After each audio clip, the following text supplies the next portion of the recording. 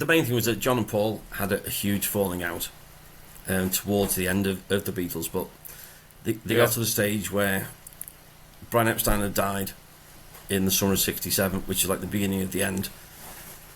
Apple, they'd set up to do something with all their money, was a disaster. It was leaking money everywhere. And there's a guy who'd actually worked with the Stones, Alan Klein, came in and said, right, I'll take over and sort it out. Paul didn't want him to come in. He'd heard bad stuff. Paul's father-in-law, Lee Eastman, was a music lawyer from New York. He knew the business.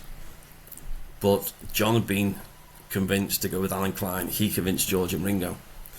So they end up with a business meeting of three of them on one side, Paul on the other, and majority vote to go with Alan Klein. And he comes in and basically destroys Apple, reshapes it because it was an absolute mess. But that was the last of the big divides then.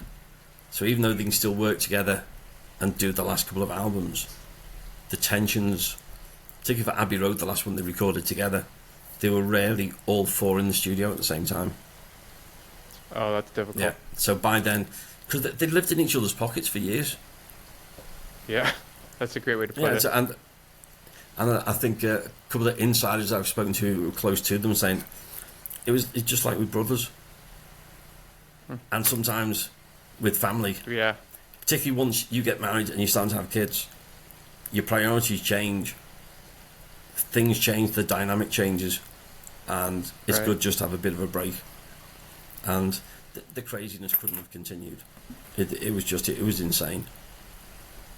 So they had to stop.